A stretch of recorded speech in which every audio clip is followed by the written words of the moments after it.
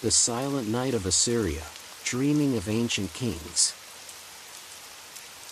Close your eyes, take a deep breath, and let the world slow down.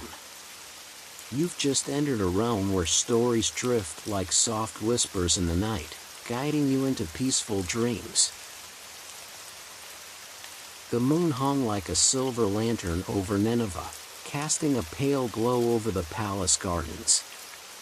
The night air was warm, carrying the faint scent of jasmine, and the soft rustling of palm leaves was the only sound accompanying the rhythmic trickle of water from an unseen fountain.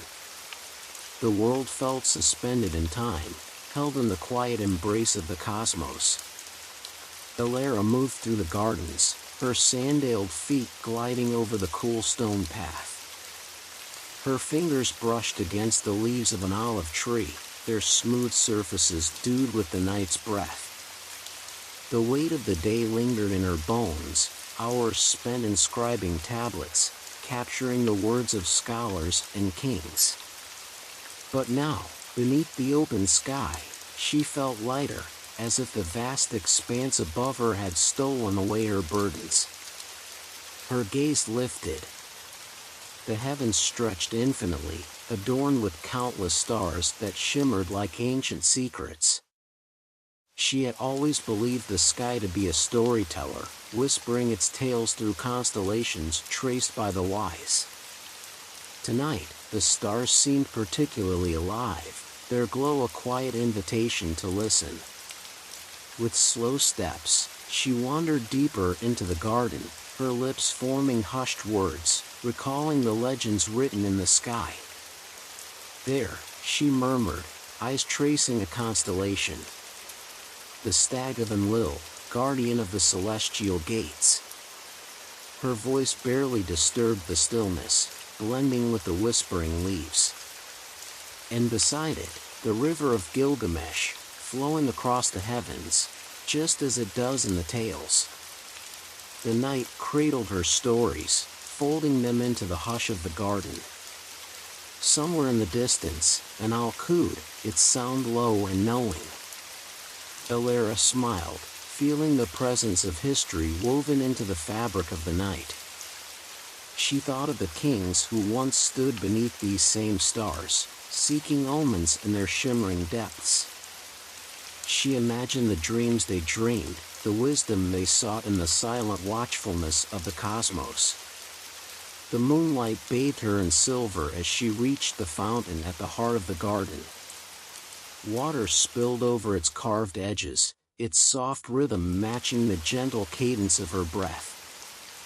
She traced her fingers along the cool stone, letting the night settle into her skin, into her mind. Here, beneath the whispering starlight, time did not press forward, it simply was. And in that stillness, surrounded by the stories of gods and men, Alara let herself drift, her thoughts dissolving like mist, carried away by the endless night.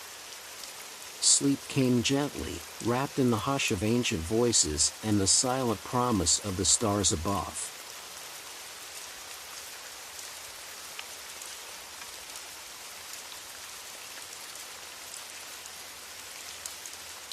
The grand temples of Ashur stood in solemn majesty, their towering stone walls kissed by the last golden light of the setting sun.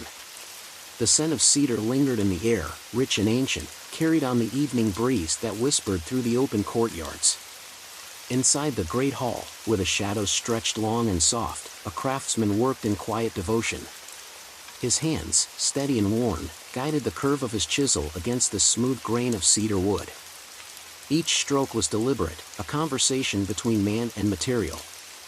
The wood responded in curled shavings, releasing its deep, resinous perfume into the still air.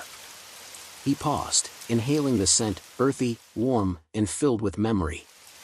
The fragrance held whispers of the distant forests where these trees once stood, their roots deep in sacred soil, their canopies touching the sky. The trees remember, he murmured, his voice blending with the rhythmic scrape of his tools. They have seen kings rise and fall, their trunks marked with the breath of time. He traced the intricate patterns he was carving into the great temple door. swirling vines and sacred symbols, the language of the divine, etched into the heart of the wood. His fingertips brushed over the polished surface, feeling its warmth, as if the tree's spirit still lingered, waiting to be awakened by his touch. As he worked, he recalled the old legends, the first kings who built Ashur, who journeyed to the mountains in search of the sacred cedar.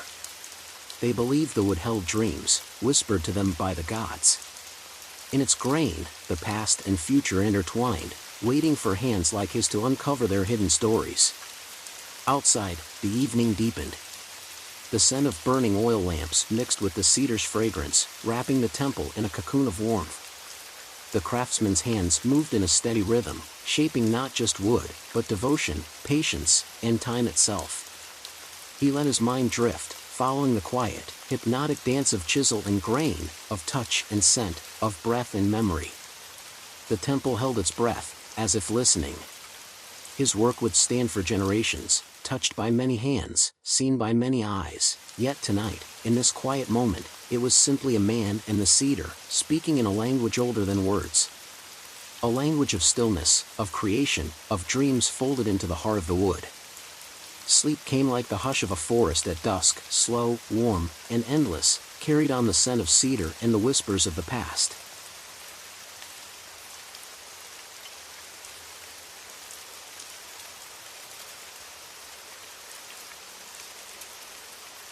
The river Tigris flowed in quiet majesty beneath the silver glow of the moon. Its waters stretched like a ribbon of liquid light, shimmering as they carried the whispers of the past. Along its banks, reeds swayed gently, their slender forms rustling in the night breeze. Crickets sang their soft, rhythmic lullaby, and from the distant trees, the call of a lone night bird echoed through the dark. In a small wooden boat, an old fisherman drifted, his hands resting upon the oars.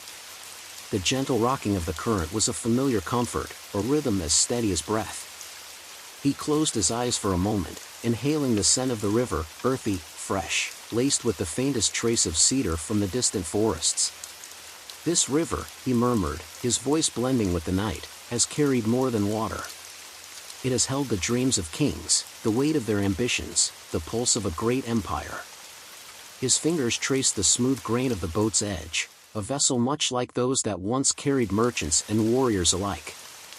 He cast his net, watching as it unfurled, sinking into the water with barely a ripple. The river accepted it, as it had for generations, offering its gifts in its own time. He had learned patience here, under the quiet watch of the stars, where the only measure of time was the slow drift of his boat and the stories carried by the wind. The god of the Tigris, he continued, speaking to no one and to everything, was said to guide the waters with a gentle hand. They say if you listen closely, you can hear his whispers in the current. He fell silent, listening. The water lapped softly against the hull, a timeless murmur that had soothed countless souls before him. Moonlight danced on the river's surface, breaking into fragments of silver with each ripple. The fisherman watched, mesmerized, as if the heavens themselves had been caught in the water's embrace. He leaned back, letting his body move with the boat, surrendering to the quiet pull of the current. Night fishing was not about the catch. It was about becoming part of the river's rhythm, of feeling its steady pulse beneath the stars. It was about peace, the kind that seeped into the bones, that whispered of ancient things long before sleep ever came. The fisherman sighed, a breath as deep as the river itself. His boat drifted, his net floated, and the Tigris cradled him in its endless song. Sleep came like the tide, slow and sure, carrying him away on the river's lullaby, into the arms of forgotten dreams.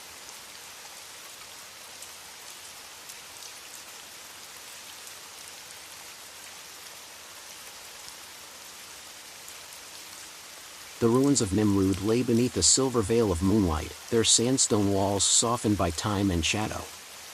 The cool night air carried the faint scent of earth and stone, whispering through the hollow doorways and crumbling courtyards. A hush had settled over the ancient city, as if it slept beneath the watchful sky. A lone historian walked among the ruins, his steps slow, deliberate. His fingers brushed against the worn edges of a great stone relief, its carvings still whispering of kings long past. The figures stood frozen in time, winged guardians with serene faces, warriors in flowing robes, the sacred script of an empire etched in careful lines. He traced the patterns lightly, as if stirring the memories held within the stone. Nimrud, he murmured, his voice blending with the wind, was once the jewel of the Assyrian world. Its palaces stood tall, filled with the glow of oil lamps and the voices of scribes and kings. His words drifted into the night, absorbed by the silent walls. He stepped into a vast courtyard, its floor covered in a thin layer of sand. The shadows stretched long here, cast by the broken remnants of columns that once held up grand halls. The historian paused, closing his eyes for a moment. He could almost hear it, the distant echo of footsteps on stone, the rustle of fine robes, the quiet murmur of scholars reciting hymns to the gods. Moving onward, he passed through an arched doorway, its carvings still intricate despite centuries of wind and time. "These stones remember," he said softly. "They hold the stories of an empire, its triumphs, its secrets, its dreams." He imagined the hands that built this city, that shaped these very walls. Builders who worked beneath the sun, sculptors who carved each figure with careful reverence. Now, only the wind traced these same paths, carrying echoes of an age that once was. The moon climbed higher, its soft glow spilling through the gaps in the ruins, illuminating the dust that hung in the air like forgotten whispers. The historian walked on, his voice growing quieter, a lullaby for the sleeping stones. His footsteps faded into the hush of the night, leaving only the wind to carry the stories onward.